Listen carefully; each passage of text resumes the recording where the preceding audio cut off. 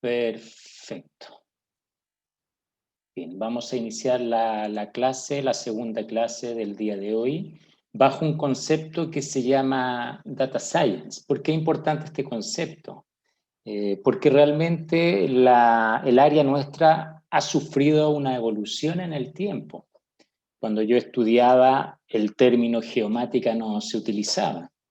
Y ya cuando ya salí, a los 3, 4 años después, empezó a aparecer el término geomática, que en cierta manera corresponde a la informática sumada a todo lo relacionado con lo que son las geociencias. Entonces, por eso se han generado en el tiempo carreras de geomática, ingeniero en geomática o magíster en geomática, pero esa sería la suma de ambas. Pero sigue evolucionando el mercado, sobre todo desde el punto de vista de la tecnología. Y es en evolución aparece este concepto de los cientistas de datos o data science. En el caso nuestro, podríamos anteponer la palabra Geodata Science o cientista de datos del mundo geoespacial. Entonces, la evolución de la geomática sigue avanzando. Yo no sé si se va a seguir utilizando el mismo término o se la va a ir cambiando a un tema más científico, más de Geodata Science. ¿Por qué? Porque la tendencia tecnológica es esa, ¿ya? Con el tema de la pandemia, el crecimiento de la tecnología fue exponencial. Ahora estamos todos ya acostumbrados a trabajar de esta manera online, a dar clases online, ustedes a participar de clases online. Cuando se partió en esto, ustedes mejor que nadie saben que esto fue complejo, fue difícil, pero realmente con esto ya nos acostumbramos. Las clases online iban a ser sí o sí en algún momento reales, pero el tema de la pandemia adelantó todo este proceso. De ahí que sea importante de que ustedes en cierta manera incorporen la tecnología dentro del día a día o lo que hacen. Ya lo están haciendo con esto, entonces ya contempla en el futuro cercano que ustedes van a trabajar prácticamente bajo el concepto de transformación digital. Y esto es propio de la evolución de las nuevas tecnologías y la industria del Big Data, que han generado nuevas profesiones que requieren empleados o profesionales con competencias en diversos campos, como las matemáticas, la programación, el análisis de datos, etc. Y uno de los perfiles profesionales más atractivos, producto de esta transformación digital en la que estamos, es el científico de datos o data scientist. El científico de datos o data scientist es un perfil profesional que traduce los grandes volúmenes de información disponibles, conocidos como Big Data, y que provienen de todo tipo de fuentes de información masivas y las convierten en respuestas. Si su gran función en el mundo del data science es realmente hacer análisis sobre grandes volúmenes de información. Entonces, tenemos que tomar la delantera como departamento de ingeniería geográfica, ¿ya? A nivel nacional. Por eso es importante que ustedes incorporen este concepto del data science en su lenguaje, todo lo relacionado a la transformación y sobre todo lo que son estrategias de transformación digital. ¿Mm? En este caso se puede trabajar en cualquier tipo de negocio e industria con el objetivo de obtener respuestas fiables a problemas cotidianos que se estén dando. Por ejemplo, saber cuál es el mejor momento para comprar, no sé, un ticket de avión, predecir los gustos de los usuarios y mostrarle la mejor opción o descubrir si una persona puede tener riesgo de padecer una enfermedad. Es decir, en el momento en que ustedes lleguen al mundo laboral se van a encontrar con una serie de situaciones que son bastante complejas. Y en esta visión aparece este concepto de las plataformas de nube geoespacial, es decir, la interacción del punto de vista de los sistemas de información geográfica está dada netamente por el poder, en este caso, de la tecnología, de la computación, sobre todo en la nube, y de tal forma de darle a los negocios la capacidad de analizar cantidades masivas de información. Los resultados a menudo revelan nuevos patrones de datos y estimulan maneras, en algunos casos, innovadoras de aumentar el éxito a través de un entendimiento de la inteligencia de la ubicación. Pero en lugar de solo dar cantidades y cantidades de estadísticas, tabla, gráfico y hojas de cálculo, la nube geoespacial lo que hace es empoderar, en este caso a las personas, para que realicen complejos análisis en mapas inteligentes fáciles de entender. Por eso nosotros hablamos de la evolución del GIS. Cuando hablamos de esta evolución y lo tocamos la primera clase, conversamos sobre el GIS tradicional y el GIS moderno. El GIS tradicional se queda solo en el análisis en un software desktop. A lo más puedo compartir esa información. Por eso las primeras 2 semanas o 3, ya no me acuerdo, trabajamos con QGIS de tal forma que ustedes conocieran un software libre que le permitiera a ustedes cargar datos, generar datos, manipularlo y analizarlo. Ese es un tipo de software tradicional. Cuando hablamos de un software moderno, ya estamos hablando de un software que prácticamente involucra o está en su ADN todo lo que es inteligencia artificial. Y por eso nos metimos en esta plataforma, que es la plataforma de R. Y es la que está en todo el mercado a nivel mundial, es decir, a cualquier empresa a la que ustedes lleguen van a encontrar este tipo de software. Y ahí es donde ustedes van a llegar preparados, que es lo que hemos estado haciendo este semestre. Es decir, ustedes salen este semestre, lo terminan y se van a cualquier empresa que tenga SIG, hasta que digan, sabe que yo me manejo en esta plataforma y tienen trabajo asegurado. ¿Ya? Entonces es importante que se metan en el tema de los sistemas de información geográfico porque es trabajo seguro para ustedes y ahí es donde ustedes van a empezar a crecer. Sobre todo si incorporan este concepto de data science o transformación digital dentro de la compañía. Ahora estos mapas digitales lo que permite que los líderes, estrategas y trabajadores de distintos niveles puedan visualizar importantes tendencias en las líneas de negocio y tomen acciones pertinentes en los proyectos enfocados en una misión. Los mapas, al vincularse a las corrientes masivas de información del Internet de las Cosas, que es un término que se conoce como IoT, pueden incluso actualizarse en tiempo real para monitorear tendencias sutiles. Ya aprendieron a hacer dashboards ustedes. Los dashboards son claves como herramientas de monitoreo, sobre todo si les conecto sensores externos, cámaras o cualquier sensor ambiental o cualquier otro tipo de sensor. Entonces, la inteligencia de la ubicación derivada de estos ríos de información pueden combinarse fácilmente con este concepto de inteligencia artificial y análisis predictivo para cartografiar maneras de impulsar la productividad o ajustar estrategias antes de que surjan problemas mayores. Sobre todo cuando usamos la nube geoespacial, la gente puede crear mapas que representan miles de relaciones entre cientos de capas de datos, sea en demografía, en ventas, crecimiento poblacional, tendencia a los clientes, clientes probables, competencias, cadena de suministro, rutas de entrega e innumerables variables más. Los resultados también pueden modelarse a nivel de 3D. De cierta manera, esas son las capacidades que nos entrega esta visión. De ahí que la geografía o el tema geoespacial sea nuestro mundo. Nos nos ayuda a ver complejidades, establecer relaciones, patrones, asociaciones. Nos permite y nos provee contenido y contexto y dar respuesta inteligente en función a esta componente geoespacial. Y eso empodera a las organizaciones. Y eso es lo que está faltando el día de hoy. Muchas empresas están ahí en la etapa de meterse en la transformación digital, pero no tienen los profesionales adecuados para ese fin. Entonces requieren profesionales que sepan comprender los sistemas que permiten realizar este tipo de relaciones y que también puedan generar soluciones colaborativas. ¿Ya? Esa es un poco la visión de lo que entrega este tipo de tecnología. Y eso permite interconectar la información, los procesos y flujos de trabajo, donde todas las cosas ocurren en un lugar y lo más probable que al mismo tiempo. Entonces, esta gran cadena es lo que nosotros conocemos como transformación digital en las organizaciones. Y esta infraestructura geoespacial está transformando a estas organizaciones.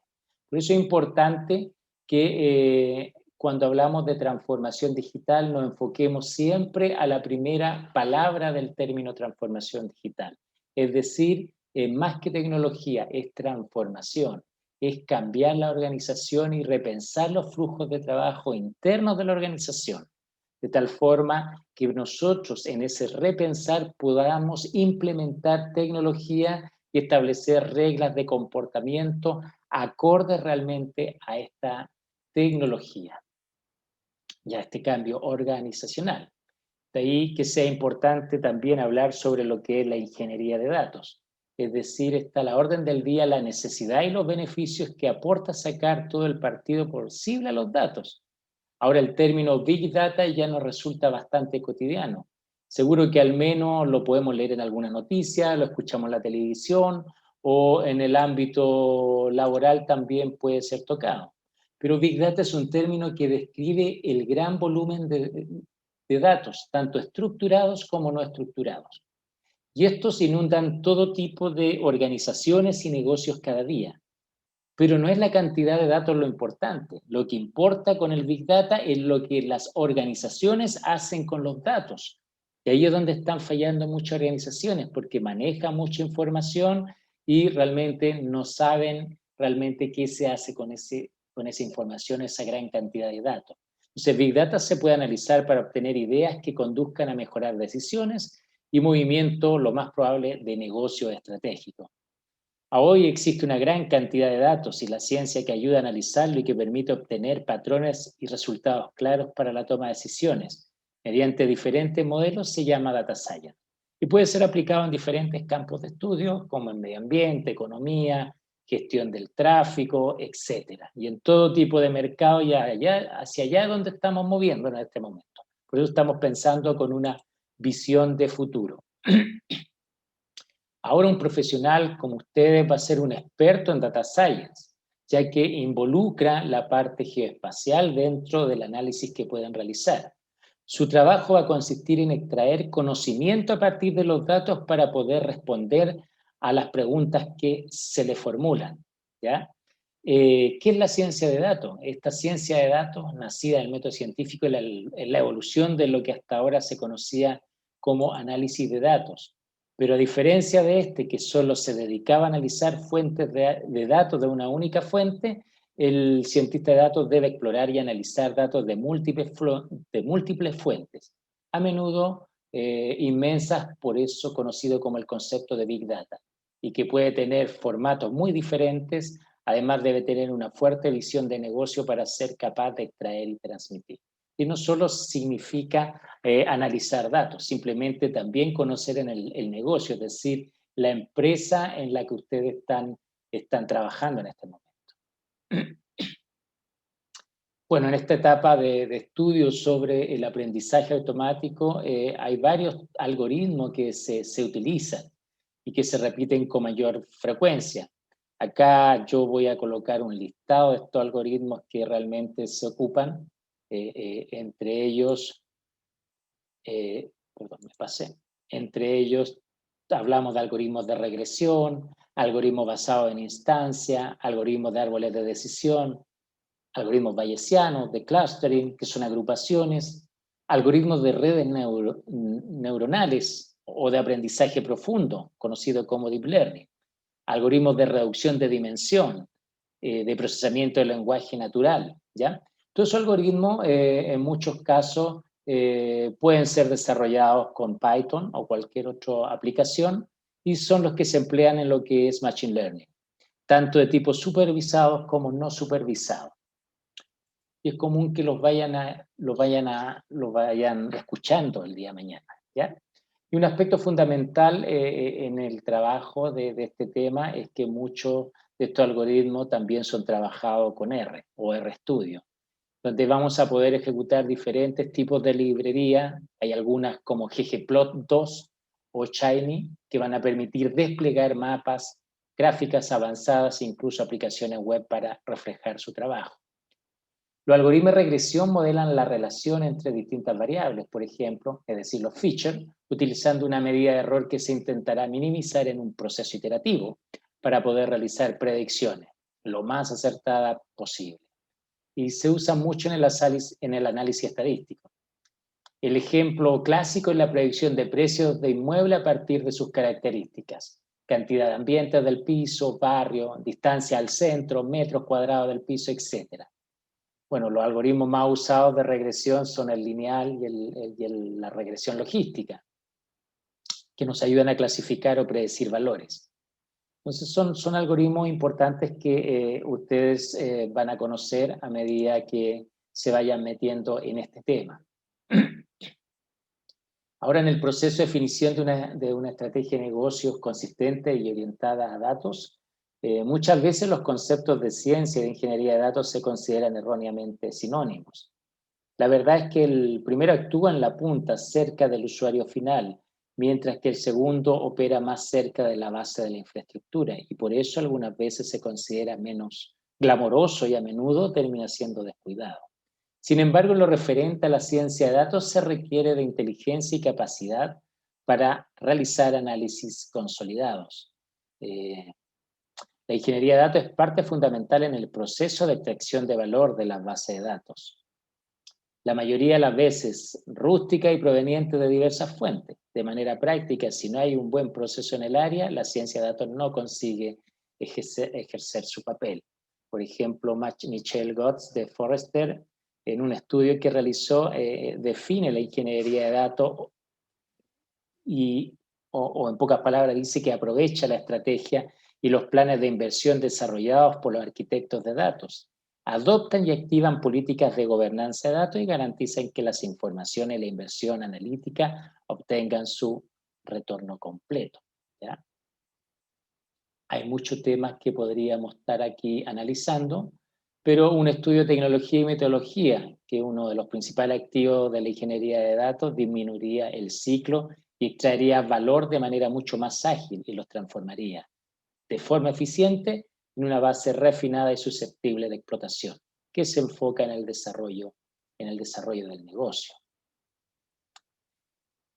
Y en este tema del data science es donde realmente ustedes tienen un rol fundamental, ya que les va a permitir realmente trabajar con la información. Es decir, más allá de las simples visualizaciones de mapas, integrando datos de ubicación en su análisis, podemos responder preguntas espaciales utilizando el conjunto más completo de métodos analíticos y algoritmos disponibles. Para eso están las herramientas de software que lo permiten hacer. Usar múltiples formatos de datos, tamaños y escala. Realizar la selección del sitio, encontrar grupos, hacer predicciones y cuantificar cómo cambian los patrones en el tiempo. Crear sofisticados modelos estadísticos y de aprendizaje automático que desbloqueen todo el potencial de los datos. Entonces, eso nos permite hacer análisis de mayor profundidad, establecer patrones de situaciones que se estén dando, de crimen, por ejemplo, o de temblores, de terremotos, de emergencias, de eventos que estén ocurriendo en el entorno. Entonces, las herramientas de análisis nos van a permitir cuantificar estos patrones espaciales que en cierta manera nos van a permitir hacer análisis mucho más profundo. Acá hay un tema netamente de cómo nosotros podemos hacer un análisis con respecto a uno de los algoritmos donde hallamos un clúster. Los clústeres son agrupaciones de datos. No es lo mismo ver el dato en forma individual que verlo agrupados. Si nosotros vemos datos agrupados, podríamos saber dónde se da en la mayor concentración de un tema muy específico. Imaginemos que en la región metropolitana tenemos el registro de todos los crímenes que han ocurrido durante el 2015 a la fecha. Y si lo agrupamos, vamos a ver con manchas de calor dónde están los mayores actos o eventos relacionados con el crimen y en qué zonas de Santiago. Y eso nos permite ya hacer un análisis y tomar decisiones. Eso nos permite categorizar los clústeres y darle prioridad al momento de tomar alguna decisión. Lo mismo pasa cuando podemos comprender realmente el impacto inmediato y a largo plazo de las decisiones. Integrar el aspecto temporal de los datos junto al espacial. Averiguar cuándo y dónde suceden las cosas.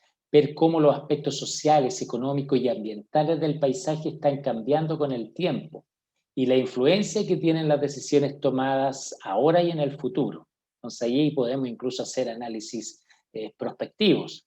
Hacer predicciones precisas utilizando métodos estadísticos y de aprendizaje automático potentes. así como enfoque especializado de modelado espacial, modelar interacciones, el flujo y el movimiento en el espacio y el tiempo.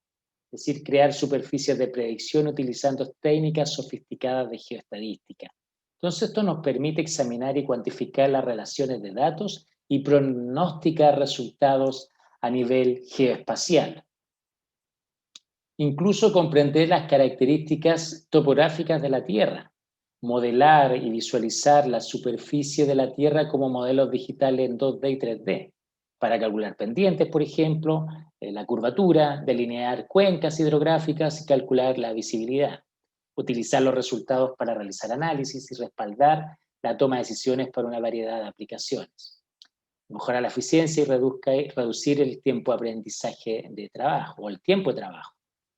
Aprovechar, en pocas palabras, la informática asociada a todo este tipo de análisis avanzado que estamos realizando con este tipo de plataformas. Y de ahí que sea importante estos conceptos de Machine Learning y Deep Learning. Y Machine Learning y Deep Learning se reducen simplemente a esta gráfica. Es decir, todas tienen relación, pues se basan en el procesamiento de datos en grandes cantidades, o Big Data, que ya lo vimos, pero su nivel de complejidad no es equiparable. A grandes rasgos podríamos decir que inteligencia artificial es la tecnología más básica, ya que responde siempre igual ante los mismos parámetros, que ha evolucionado en el Machine Learning, también llamado aprendizaje automático, que es capaz de autoaprender y corregir errores. Ahí es donde utilizo ciertos algoritmos para hacerlo. Y en el Deep Learning, que es la más compleja de las tres, que además de eso toma decisiones a partir de los datos. Deep Learning o aprendizaje profundo es la parte del aprendizaje automático que, por medio de algoritmos de alto nivel, imita la red neuronal del cerebro humano. Y muchas de las herramientas de Deep Learning están en el software desktop que ustedes que han estado utilizando este semestre, que es ArcGIS Pro. Y uno de los únicos software que incorpora realmente estas capacidades. Ahora, para entenderlo mejor, tomemos un ejemplo como el siguiente. Imaginemos que queremos identificar la marca y el modelo de todos los vehículos que pasan por una calle.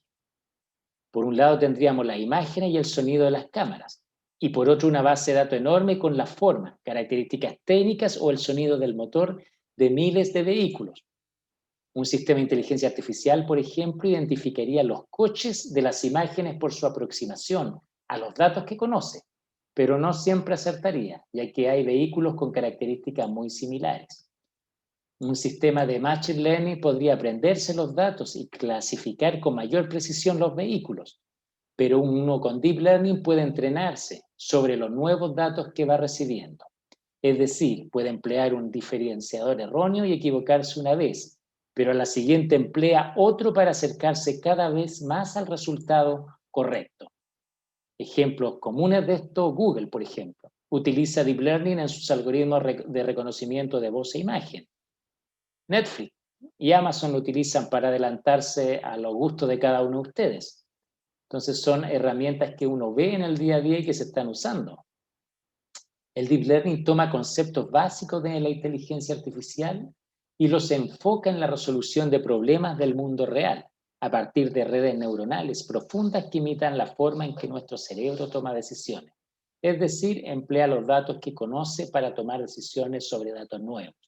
Por eso es la tecnología más similar al funcionamiento cerebral humano. Bueno, otro escenario común, sobre todo en la plataforma, en el tema de los GIS de Machine Learning o de Deep Learning, lo hallamos en la identificación precisa de elementos mediante el análisis de imágenes satelitales. Por eso en la primera parte hicimos una clase orientada al tema de percepción remota, de tal forma ustedes conocieran lo que son las imágenes, cómo se trabaja con ellas y cómo se interactúa con ellas. Un ejemplo muy claro de esto lo podemos ver en una empresa de venta de paneles solares.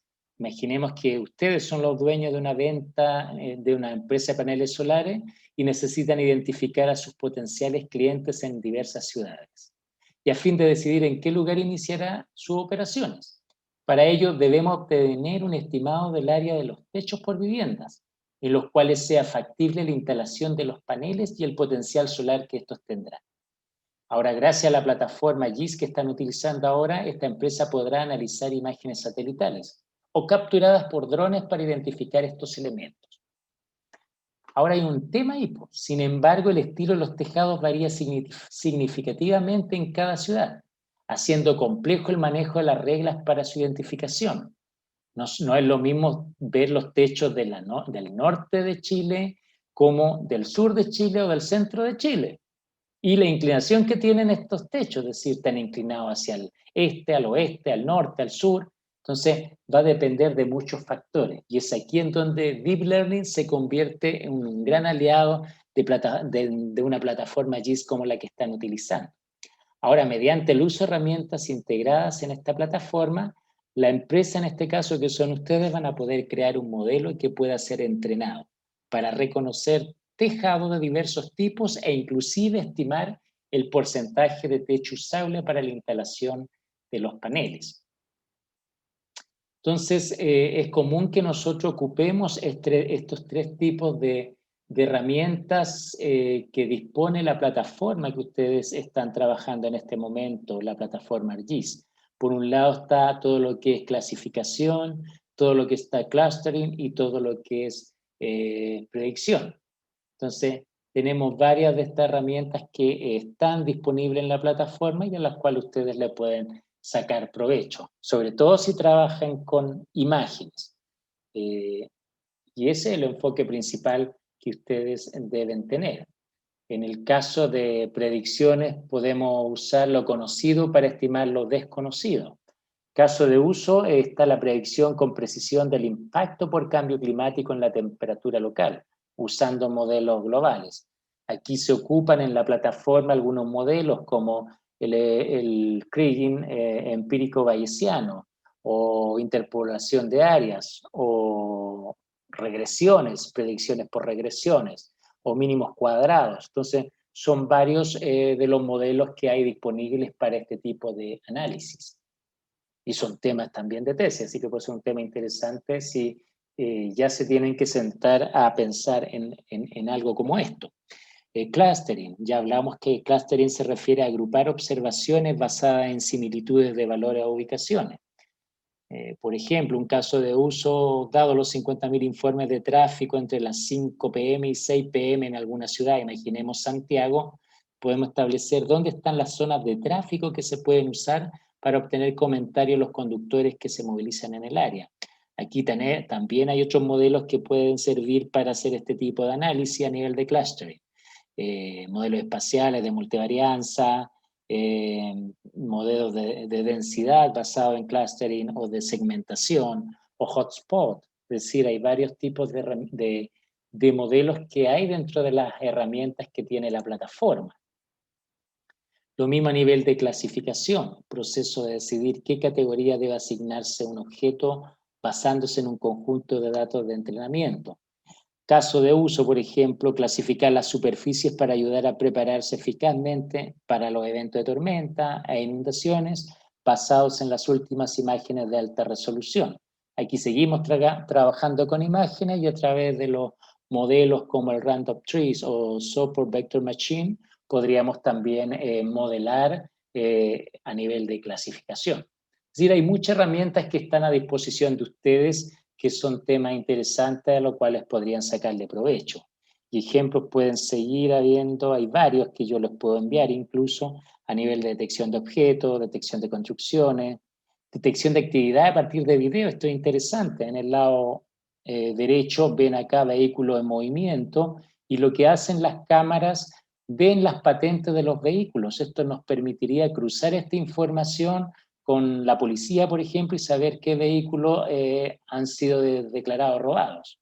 O lo mismo con la de reconocimiento facial. Si las cámaras estuvieran ligadas, por ejemplo, al registro civil, sabríamos rápidamente qué personas tienen antecedentes.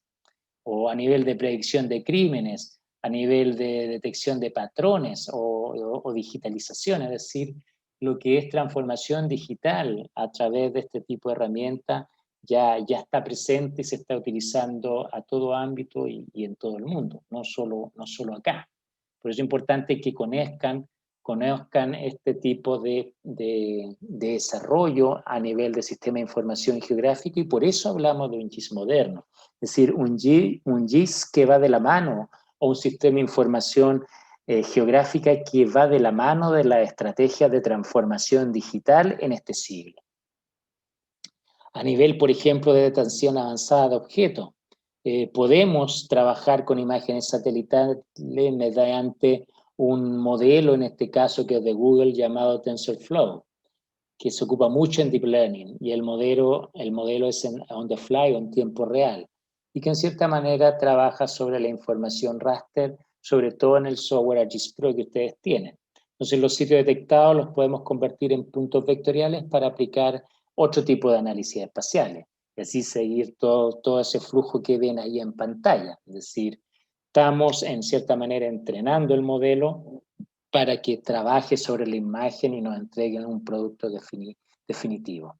Y como ven en el lado derecho, ven dashboards que en cierta manera están leyendo o están traduciendo los resultados que entregó el modelo. Por eso era importante que el tema de los dashboards lo aprendieran a utilizar, porque ese va a ser el caballito de batalla que ustedes van a tener el día de mañana. Ahora, en el caso de TensorFlow, es una biblioteca de código abierto para Deep Learning o aprendizaje automático a través de un rango de tareas, y fue desarrollado, como les comenté, por Google. Y para satisfacer realmente necesidades de sistemas capaces de construir y entrenar redes neuronales. Y con esto se puede detectar y descifrar patrones y correlaciones propias sobre todo del trabajo sobre una imagen.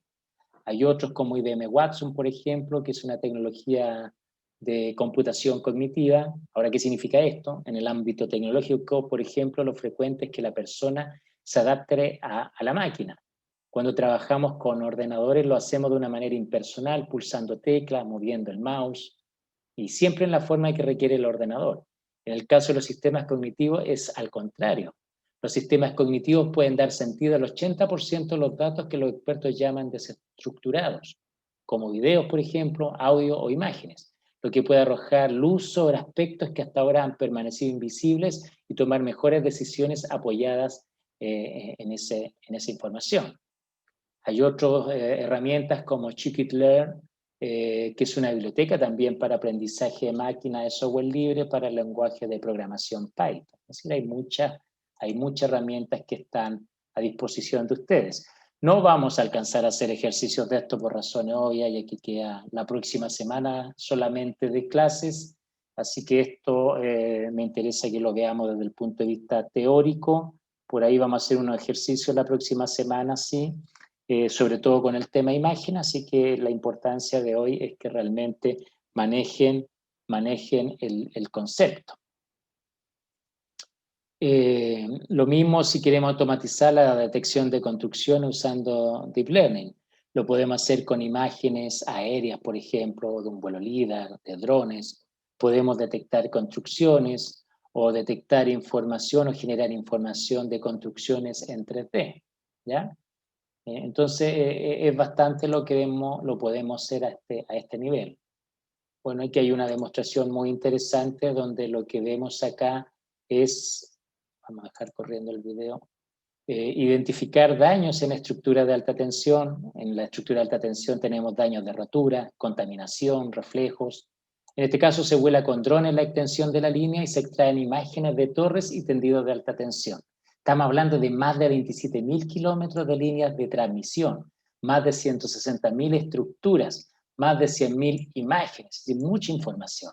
Lo que se hace acá es etiquetar las imágenes a nivel de píxel. Y aquí es donde actuamos sobre IBM Watson. Watson lo que hace es responder al análisis gracias a una base de datos almacenada localmente.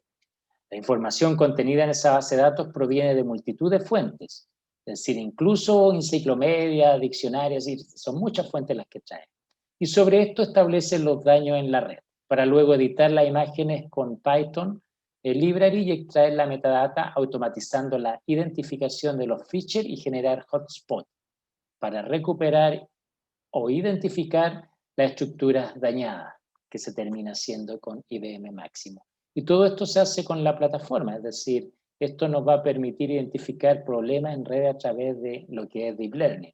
Y de hecho, hace meses atrás nos pidieron cómo lo podíamos hacer en una de estas empresas de transmisión eléctrica de alta tensión. Entonces, son negocios que hay, son posibilidades laborales existentes que pueden ser muy interesantes para ustedes. Por eso es importante que se metan en estos conceptos. Ahora, la plataforma incluye Machine Learning con la que han estado trabajando, entonces la idea es que ustedes, basta que se metan un poquito más y ya podrían estar interactuando realmente con este tipo de plataformas. Por eso es importante que la manejen, la conozcan, e interactúen con ella. Bueno, esto mismo ocurre si ustedes quieren hacer desarrollo. Aquí podemos incorporar o integrar Python o R en el desarrollo. Me imagino que saben de qué hablo cuando hablo de Python o de R. Hicieron computación, me imagino, en Lusach. No sé a qué nivel estará la computación en Lusach y no sé a qué nivel están ustedes tampoco. Yo no sé, a ver, Miguel o Luis, ¿cómo está el conocimiento en programación ahí por parte de ustedes? ¿O Constanza? Aprendemos el lenguaje básico de programación en Python, Ah, es básico lo de Python. que igual lo Ah, tuvimos hace años, igual programación. que ese problema tenemos en el departamento, porque ahora, en función de cómo avanza la tecnología, por lo menos deben saber programar, aunque sea en Python. Así que el consejo que le doy como profesor, por lo que me enfrento en el día a día y a lo que se van a enfrentar ustedes el día de mañana, es que retomen el manejo de la programación en Python o en R, ¿ya? Hay hartos cursos gratis en Google, pueden buscarlo, hay videos que le enseñan a programar, hay una página que se llama Udemy con Y, y hay cursos que cuestan $10, $20, estamos hablando de 15.000 pesos y son cursos de 2 o 3 meses, entonces no son de alto valor, pero ya que el departamento, los USACH, no se lo entregó a nivel muy profundo, la idea es que lo retomen. Y es importante que sepan programar en Python y R, porque el día de mañana, cuando salgan de ahí, lo primero que van a enfrentar, se van a enfrentar con empresas que están todos apuntando a lo que es el avance tecnológico. Y si saben trabajar o programar en Python o R, van a tener un plus pero gigante. Lo mismo que el idioma. Si hablan inglés y saben programación a nivel de Python y R, van a ser profesionales muy valorados en el mercado. Es decir, y que no existen. Y que no existen. Entonces, van a ser tan valorados que ahí ya económicamente les va a ir muy bien. ¿Ya? El consejo que les doy, Python, R y el idioma inglés. Sí o sí deben aprender. No le agrego chino porque es más difícil, pero en 5 años más vamos a tener los chinos en todos lados. Pero son los idiomas que realmente deberían aprender desde ya. En sus tiempos libres, aprender a programar, trabajar bien el idioma inglés. No alcanzamos a hacer la presentación en inglés este semestre. Nos complicó el mes completo de diciembre que no tuvimos clase.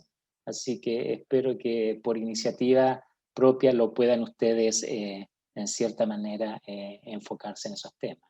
Y eso se lo aconsejo como profesión, como profesional y como profesor también. Así que yo espero que me escuchen mis palabras, ¿ya? Bueno, y en lo que es Python y R realmente es común el trabajo con este tipo de herramientas. Python es interpretado, se ejecuta sin necesidad de ser procesado por el compilador y se detectan los errores en tiempo de ejecución. Es multiparadigma, soporta programación funcional, imperativa y orientada a objetos. Dinámico, las variables se comprueban en tiempo de ejecución y es multiplataforma. Está disponible en distintos tipos de plataformas, sea Windows, Linux o Mac. Es gratuito, no dispone de licencia para programar. R es un lenguaje y entorno de programación para análisis estadístico y gráfico. Es muy importante que también lo aprendan. Tiene excelente capacidad gráfica y trabaja con todo lo que es minería de datos. Entonces también son herramientas importantes y que están integradas también en la plataforma ArcGIS que han estado utilizando. Sí, pueden crear o programar sobre esa plataforma, pero necesitan manejarla y meterse en el tema. Así que ahí donde yo les doy un empujoncito porque ahí es donde se requieren profesionales. Ahora el ambiente de desarrollo está dado por lenguaje de programación, ¿no? Open, para computación estadística y análisis de datos. Entonces estamos hablando de que las comunidades están continuamente aumentando las capacidades de este tipo de herramientas para ir sumando capacidades a otras herramientas o software que ya están en el mercado. No solo a nivel de software libre, lo mismo ArcGIS también tiene toda su parte gratis o libre que se puede ir potenciando con estos desarrollos. Por ejemplo, la Universidad Católica de Temuco, creo que fue, hizo un proyecto llamado Kinjen, creo que se llama, en el cual hizo una página web programada 100% por ello, con la plataforma ArcGIS gratuita, es decir, se fue a los códigos libres de R, hizo una programación de esta página, lo presentó como proyecto para 3 regiones del país y se lo adjudicó. Es decir, mostró la geografía completa de estas 3 regiones en 3 idiomas, en inglés, en español y en mapudungun. Y con eso se adjudicó un proyecto súper grande. Entonces, la información está, y las capacidades de nuestros profesionales también están. Así que solo depende de ustedes. El caso de RStudio, bueno, también una fuente open, se ocupa mucho en el análisis estadístico y tiene muchas también capacidades. Hay otros paquetes también que se utilizan a nivel de desarrollo, Hadley, modelo estadístico, datos espaciales, series de tiempo. Entonces están disponibles y están integrados dentro de la plataforma. Se los menciono porque si se dedican al tema de la tecnología, que lo más probable, aunque no quieran, van a tender a ir para allá, ya que las empresas, sean del mundo público o privado, no están empujando hacia ese medio, van a tener que manejar todos estos conceptos. A menos que sean profesionales independientes, que solo hagan topografía, y eso lo hablamos al comienzo. Yo creo que nosotros como profesionales, ingenieros geomensores, no estamos diseñados para enterrarnos en la topografía. Por algo somos ingenieros, o si no hubiésemos tomado una carrera de topografía, hubiésemos estudiado topografía. Y como ingeniero tenemos que dar respuestas a las necesidades que hay en el medio. Y eso implica, lo más probable, trabajar como consultores de empresas grandes o trabajar en este tipo de empresas no tan grandes, medianas, incluso algunas pequeñas, que trabajan en tecnología. Todos los ministerios, en su mayoría, prácticamente todos ya están involucrando el trabajo con este tipo de desarrollos. Todos tienen plataforma R también, sí, por eso también estamos trabajando con plataforma R este semestre, como lo hemos hecho en semestres anteriores, cosa que si llegan a estas instituciones no lleguen en blanco. Lo mismo en el mundo privado. No hay ninguna empresa del mundo privado que no trabaje con R, ¿ya? Van a un Metrogas, van a un Aguas Andinas, todos están trabajando con esta plataforma.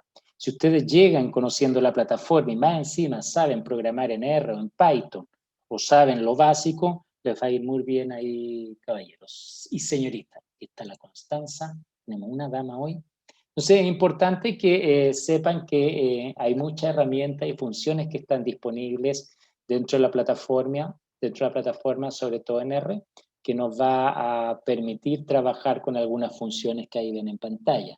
Vamos a poder diseñar o escribir dataset, raster, feature, tabla o layer, que son propias de las capacidades de la herramienta. Y prácticamente esta sería la forma de visualizar el trabajo en código, como lo ven en el lado izquierdo, y en el derecho sería lo que estarían viendo a nivel visual. Entonces R incluye alguna herramienta de análisis espacial, pero la importación y exportación se limita a los archivos de forma. Entonces la idea es usar el puente R-ArcGIS para leer estas características GIS directamente en los modelos R y usar el conjunto herramienta R para analizar los datos. Hay una página muy importante que se llama GitHub, donde hay código libre de todos los informáticos del mundo, en todos los idiomas. Y ahí podemos descargar mucho código relacionado con este tipo de información y proporcionarnos paquetes para R que administran la conexión de datos.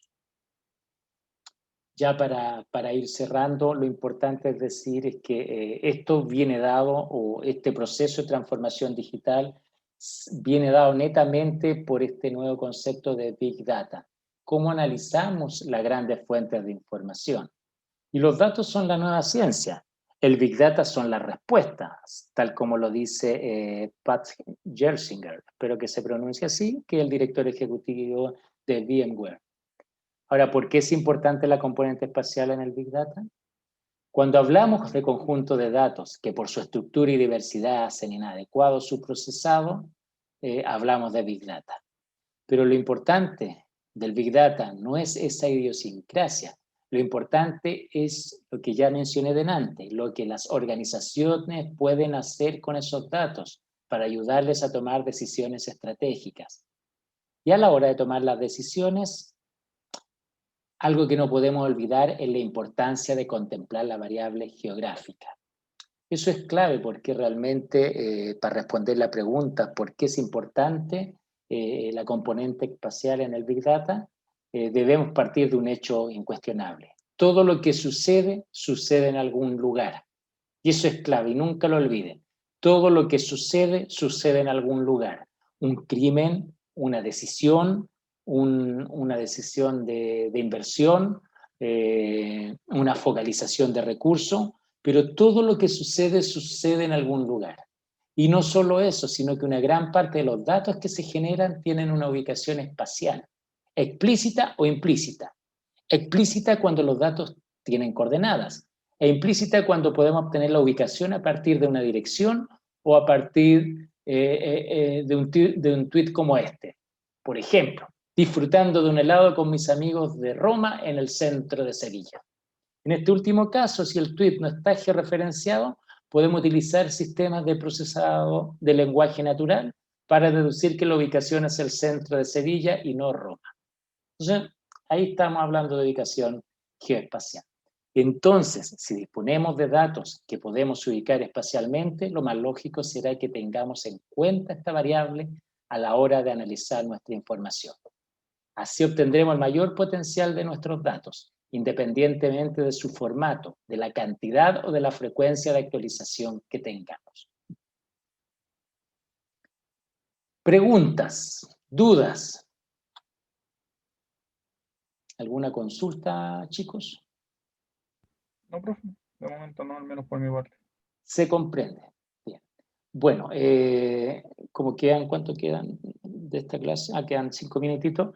Mencionar solamente que quedan una clase más, que sería la próxima semana, que vamos a estar haciendo ejercicios, lo más probable, sobre imágenes, que es lo que vimos hoy en la primera clase. Yo creo que la mañana del próximo viernes va a ser esa la tónica.